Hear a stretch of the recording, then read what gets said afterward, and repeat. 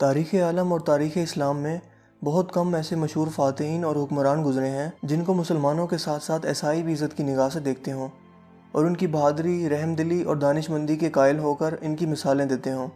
انہی عظیم ترین ناموں میں سے ایک نام سلطان صلاح الدین ایوبی کا بھی ہے، جو کہ ایوبی سلطنت کے بانی تھے۔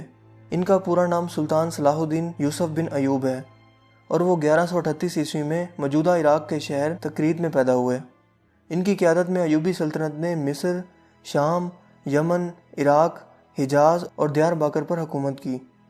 سلطان صلاح الدین ایوبی کو فاتح بیت المقدس بھی کہا جاتا ہے، جنہوں نے 1187 عیسوی میں یورپ کی متحدہ افواج کو عبرتناک شکست دے کر قبلہ اول بیت المقدس کا قبضہ چھڑوایا تھا۔ سلطان صلاح الدین ایوبی نسلاً کرد تھے اور 1138 عیسوی میں کردستان کے اس حصے میں پیدا ہوئے جو اب عراق میں شامل ہے۔ شروع میں وہ سلطان نور الدین زنگی کے ہاں ایک فوجی افسر تھے، جبکہ مصر کو فتح کرنے کے لیے شیر کو کی قیادت میں، جو کہ سلطان صلاح الدین ایوبی کے چچا بھی تھے، مصر پر حملہ کیا گیا۔ اس میں سلطان صلاح الدین ایوبی بھی شامل تھے، لہٰذا مصر کی فتح کے بعد 1171 عیسوی میں انہیں مصر کا حاکم مقرر کر دیا گیا۔ اسی عرصہ کے دوران انہوں نے یمن کو بھی فتح کر لیا۔ دوستو، نور الدین زنگی کے انتقال کے بعد چونکہ ان کی کوئی لائق اولاد نہیں تھی، لہٰذا سلطان صلاح الدین ایوبی 1174 عیسوی میں حکمرانی پر فائز ہوئے اور یہاں سے انہوں نے مزید فتوحات کا ایک سلسلہ شروع کیا اور دیکھتے ہی دیکھتے 1182 عیسوی تک شام، موصل، حلب وغیرہ کو فتح کر لیا اور یوں اپنی سلطنت کو مزید وسعت دی اور اپنے جنگی کارناموں میں نور الدین زنگی پر بھی بازی لے گئے۔ سلطان صلاح الدین ایوبی میں جہاد کا جذبہ کوٹ کوٹ کر بھرا ہوا تھا اور بیت المقدس کی فتح ان کی زندگی کی سب سے بڑی خواہش تھی۔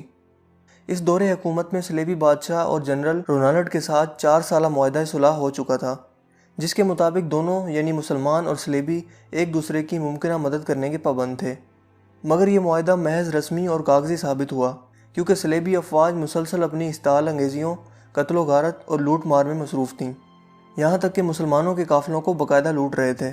مگر حد اس وقت ہو گئی جب 1186 عیسوی میں صلیبی بادشاہ رونالڈ نے باقی بہت سے عیسائی امراء کے ہمراہ مدینہ منورہ پر حملہ کی غرض سے حجاز مقدس پر حملہ آور ہوا، مگر سلطان صلاح الدین ایوبی کو اس کی خبر ہو گئی، لہٰذا انہوں نے فوراً رونالڈ کا تعاقب کیا اور اسے حطیم میں جا لیا۔ لہٰذا یہاں ایک گھمسان کی جنگ ہوئی جس میں 30,000 عیسائی ہلاک ہو گئے اور اتنے ہی عیسائیوں کو قیدی بھی بنا لیا گیا، کیونکہ اس موقع پر سلطان صلاح الدین ایوبی نے جنگی سوجھ بوجھ اور عقل مندی کا مظاہرہ کرتے ہوئے ایک آتش گیر مادہ زمین پر ڈلوا دیا تھا، جس سے زمین پر آگ بھڑک اٹھی تھی، جس نے صلیبیوں کی کمر توڑ کر رکھ دی۔ تاریخی حوالوں میں یہ بھی لکھا ہے کہ اردن میں کرک نامی قلعہ کا بادشاہ رچنالڈ نامی ایک صلیبی بادشاہ تھا۔ حجاز مقدس کے لیے مسلمانوں کے قافلے اسی کرک قلعے کے پاس سے ہو کر جایا کرتے تھے۔ رچنالڈ نے ایک مرتبہ مسلمانوں کے حاجیوں کے قافلوں کو لوٹ لیا اور بڑے غرور میں بولا کہ بلاؤ اپنے محمد کو کہ وہ تمہیں بچا لے، اور یہ کہہ کر اس نے تمام حاجیوں کو وہیں موقع پر ہی ذبح کر دیا۔ دوستو، یہ خبر جب سلطان صلاح الدین ایوبی تک پہنچی تو وہ غصے سے تلملا اٹھے اور اس موقع پر قسم اٹھا لی کہ جب تک میں اس ظالم کو اپنے ہاتھوں سے قتل نہیں کروں گا تب تک چین کی نیند نہیں سوؤں گا۔ اسی دوران تقریباً 3.25 سال کے عرصہ تک سلطان کبھی کروٹ لگا کر نہ لیٹے، جبکہ زیادہ نیند ان کو ستاتی تو وہ خیمے پر موجود پائیدان کے ساتھ ٹیک لگا کر اپنی نیند پوری کر لیتے۔ دوستو، دوسری مرتبہ اسی رچانڈ بادشاہ نے ایک مزید ناپاک حرکت کرتے ہوئے حجاز مقدس کی طرف اپنی فوج کے ساتھ لشکر کشی کی، مگر یمبو کی بندرگاہ پر پہنچنے پر اس نے موسمی حالات کا سامنا کیا اور اسے لگا کہ یہ اس سے مزید آگے نہیں جا پائے گا، لہٰذا اسی طرح وہ واپس لوٹ آیا۔ اس موقع پر بھی جب سلطان صلاح الدین ایوبی کو اس چیز کی خبر ہوئی تو انہوں نے رچنالڈ کے قتل کی دوبارہ قسم کھائی۔ دوستو، سلطان صلاح الدین ایوبی کو صلیبی اپنی حکومت اور نسل کے لیے سب سے بڑا خطرہ قرار دیتے تھے، کیونکہ وہ ان کی ذہانت، بہادری اور جنگی حکمت عملی کے قائل تھے۔ لہٰذا اس بار انہوں نے 12 عیسائی بادشاہوں کا گٹھ جوڑ قائم کیا اور سلطان صلاح الدین ایوبی پر حملہ کرنے کے لیے نکل کھڑے ہوئے، جبکہ سلطان صلاح الدین ایوبی اکیلا ہی اپنی فوج کے ہمراہ لڑنے کے لیے نکل پڑے اور یوں حطیم کے مقام پر تاریخی جنگ ہوئی جس میں پورا یورپ سلطان صلاح الدین ایوبی سے لڑنے کے لیے نکل آیا، مگر پھر بھی انہیں سلطان کے ہاتھوں شکست کا سامنا کرنا پڑا۔ لہٰذا جنگ میں ہارنے کے بعد جب عیسائیوں کے یہ 12 بادشاہ سلطان صلاح الدین ایوبی کے خیمے میں بھیجے گئے تو پیاس کی شدت سے سبھی بادشاہوں کا برا حال تھا۔ سلطان صلاح الدین ایوبی نے سبھی کو پانی پیش کیا سوائے رچنالڈ کے، لہٰذا یروشلم کے بادشاہ ہامفرے نے اپنا پانی بچا کر رچنالڈ کو پیش کیا۔ اس موقع پر سلطان نے ہامفرے کو کہا کہ یہ پانی اسے تم دے رہے ہو، میں نہیں دے رہا، کیونکہ اسلام میں اگر آپ کسی کو پانی پلا دیتے ہیں تو اسے امن کی علامت سمجھا جاتا ہے، پھر آپ اس شخص پر ہاتھ نہیں اٹھا سکتے۔ اس موقع پر سلطان صلاح الدین ایوبی نے رچنالڈ کو اسلام کی دعوت بھی دی، مگر اس نے انکار کر دیا اس کے بعد سلطان صلاح الدین ایوبی نے کہا کہ میں نے تیرے قتل کی 2 مرتبہ قسم کھائی تھی، ایک مرتبہ جب تم نے لشکر حجاز مقدس پر حملہ کیا، اور دوسری مرتبہ جب تم نے حاجیوں کے قافلوں کو لوٹا تھا اور کہا تھا کہ بلاؤ اپنے محمد کو کہ وہ تمہیں بچا لے۔ لہٰذا میں نے ان دونوں موقعوں پر قسم کھائی تھی کہ میں تجھے اپنے ہاتھوں سے قتل کروں گا، اور آج حضرت محمد صلی اللہ علیہ وآلہ وسلم کا ادنا سا خادم اس فریضہ کو سر انجام دینے لگا ہے۔ جس کے بعد سلطان نے اپنی تلوار اٹھائی اور رچنالٹ کی گردن کاٹ دی، مگر گردن پوری طرح نہ کٹی اور ایک جانب کو لٹک گئی۔ یہ منظر دیکھنے کے بعد وہاں موجود تمام بادشاہوں پر کپکپی طاری ہو گئی۔ دوستو، اس جنگ کے بعد اسلامی افواج عیسائیوں کے علاقوں پر چھا گئیں۔ حطیم کی فتح کے بعد سلطان صلاح الدین ایوبی بیت المقدس کی فتح کے لیے نکل کھڑے ہوئے، اور ایک ہفتے کی مسلسل خون ریزی کے بعد آخرکار عیسائیوں نے ہتھیار ڈال دیے اور رحم کی درخواست کی۔ یوں بیت المقدس پورے 91 سال بعد دوبارہ مسلمانوں کے قبضے میں آ گیا، اور تمام فلسطین سے مسیحی حکومت کا مکمل خاتمہ ہو گیا۔ بیت المقدس کی فتح سلطان صلاح الدین ایوبی کی سب سے بڑی خواہش تھی، اور ان کا سب سے بڑا کارنامہ بھی تھا۔ انہوں نے مسجد اقصیٰ میں داخل ہو کر نور الدین زنگی کا تیار کردہ منبر اپنے ہاتھ سے مسجد میں رکھا۔ اس طرح نور الدین زنگی کی خواہش سلطان کے ہاتھوں پوری ہوئی۔ سلطان صلاح الدین ایوبی نے بیت المقدس میں داخل ہو کر وہ مظالم نہیں کیے جو اس شہر پر قبضے کے بعد عیسائی افواج نے کیے تھے۔ وہ ایک مثالی فاتح کی حیثیت سے بیت المقدس میں داخل ہوئے اور فدیہ لے کر ہر عیسائی کو امان دے دی، جبکہ جو غریب فدیہ نہیں دے سکتا تھا، ان کے فدیے کی رقم خود صلاح الدین ایوبی اور ان کے بھائی ملک العادل نے خود ادا کی۔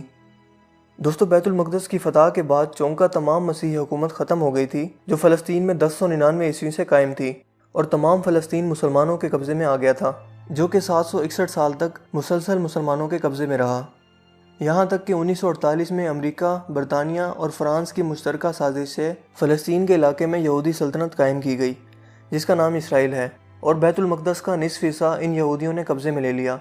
1967 کی عرب اسرائیل جنگ میں بیت المقدس پر اسرائیلیوں نے دوبارہ قبضہ کر لیا، اور یوں آج بھی قبلہ اول بیت المقدس کسی سلطان صلاح الدین ایوبی کا منتظر ہے۔ دوستو، بیت المقدس پر قبضے کی خبر جب یورپ پہنچی تو تمام یورپ میں کوہرام مچ گیا اور ہر طرف لڑائی کی تیاریاں ہونے لگیں۔ جرمنی، اٹلی، فرانس اور برطانیہ کی فوجیں اس قبضے سے لڑنے کے لیے روانہ ہونے لگیں۔ یورپ کی اس متحدہ فوج کی تعداد 6 لاکھ کے قریب تھی۔ عیسائی فوج نے اب تک اتنی عظیم الشان فوج ابھی تک قائم نہیں کی تھی۔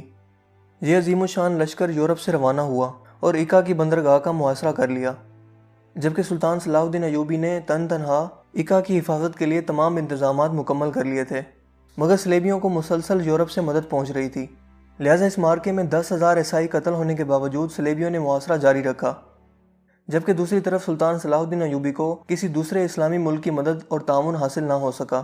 اس لیے صلیبی ناکہ بندی کی وجہ سے اہل شہر اور سلطان کا تعلق ٹوٹ گیا، اور سلطان باوجود اپنی پوری کوشش کے مسلمانوں کو مزید طاقت فراہم نہ کر سکے، لہٰذا تنگ آ کر شہر کے لوگوں نے امان کے وعدے پر اپنے شہر کو عیسائیوں کے حوالے کر دینے پر رضامندگی ظاہر کی۔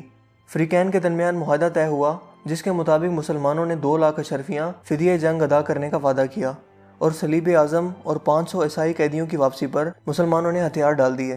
مسلمانوں کو اجازت دے دی گئی کہ وہ اپنے تمام مال و اسباب لے کر شہر سے نکل جائیں، مگر رچرڈ صلیبی بادشاہ نے عہد شکنی کی اور محصورین کو قتل کر دیا۔ 201 کے بعد صلیبیوں کا اگلا مارکہ اسکلان تھا۔ یہاں پہنچنے سے پہلے عیسائیوں کا سلطان صلاح الدین ایوبی نے 11 مرتبہ مقابلہ کیا۔ سب سے اہم مارکہ درسوف کا تھا، جس میں سلطان نے بہادری اور جوان مردی کی عظیم مثالیں پیش کی، جن کی بدولت صلیبیوں کے حوصلے پست ہو گئے، مگر چونکہ کسی مسلمان حکومت خصوصاً خلیفہ بغداد کی طرف سے کوئی مدد نہیں پہنچی تھی، لہذا سلطان کو پسپائی اختیار کرنا پڑی، جبکہ واپسی پر سلطان صلاح الدین ایوبی نے اسکلان کا شہر خود ہی تباہ کر دیا، اور جب صلیبی وہاں پہنچے تو انہیں اینٹوں کے ڈھیر کے سوا کوئی چیز حاصل نہ ہوئی۔ اسی دوران سلطان نے بیت المقدس کی حفاظت کی تیاریاں بھی مکمل کر لیں، کیونکہ اب صلیبیوں کا اگلا رخ بیت المقدس تھا۔ یوں سلطان نے اپنی مختصر فوج کے ساتھ اس قدر عظیم لشکر کا جوان مردی سے مقابلہ کیا، اور اتنی بہادری اور دانش مندی سے لڑے کہ صلیبیوں کو فتح کی کوئی امید نہ رہی، لہٰذا وہ صلح کی درخواست کرنے لگے۔ یوں فریقین میں صلح کا معاہدہ ہوا، جس کے مطابق معاہدے کی 3 شرطیں رکھی گئیں۔ نمبر 1، بیت المقدس مسلسل مسلمانوں کے قبضے میں رہے گا۔ نمبر 2، حیفا، یافا اور عکا کے شہر صلیبیوں کے قبضے میں چلے جائیں گے۔ نمبر 3، اسکلان آزاد علاقہ تسلیم کیا جائے گا اور زائرین کو مسلسل آمد و رفت کی اجازت ہوگی۔ اور یوں اس معاہدے کے بعد تیسری صلیبی جنگ کا خاتمہ ہو گیا۔ اس جنگ میں صلیبیوں کو سوائے ایک شہر ایکا کے علاوہ کچھ بھی حاصل نہ ہوا، اور وہ ناکام واپس لوٹ گئے۔ صلیبیوں سے تیسری جنگ عظیم میں سلطان صلاح الدین ایوبی نے ثابت کر دیا کہ وہ دنیا کا سب سے طاقتور ترین حکمران ہے، جبکہ بیت المقدس کی فتح کے بعد اس نے تمام عیسائی زائرین کے لیے بیت المقدس کو کھول دیا۔ یوں زائرین کا ایک ہجوم بیت المقدس پر امٹ پڑا۔ لہٰذا صورتحال کو دیکھتے ہوئے خلیفہ وقت نے سلطان صلاح الدین ایوبی کو مشورہ دیا کہ پوری دنیا سے آنے والے زائرین کا ایک طریقہ کار واضح کیا جائے اور چند ہی لوگوں کو یہاں آنے کی اجازت دی جائے، جبکہ اس کے جواب میں سلطان صلاح الدین ایوبی نے جواب دیا کہ لوگ پوری دنیا سے کئی سو میل کا فاصلہ طے کر کے یہاں زیارت کے لیے آتے ہیں، لہٰذا انہیں اس مقدس جگہ کی زیارت سے روکنا ان سے ناانصافی ہوگی۔ دوستو، سلطان صلاح الدین ایوبی ایک ایسا عظیم حکمران تھا جو میدان جنگ میں قہر برپا کرنے والا ایک بہادر جنگجو تو تھا ہی، لیکن ایک رحم دل انسان بھی تھا۔ سلطان صلاح الدین نماز پنجگانہ کا پابند اور نفلی عبادت گزار تھا۔ اس نے کبھی کوئی نماز نہ چھوڑی تھی اور نہ ہی قضا کی تھی۔ ان کے ساتھ ہمیشہ ایک امام موجود ہوتے تھے، اور اگر کوئی امام موجود نہ ہوتا تو یہ کسی عالم دین کے پیچھے نماز ادا کر لیتے تھے جو وہاں پر موجود ہوتا۔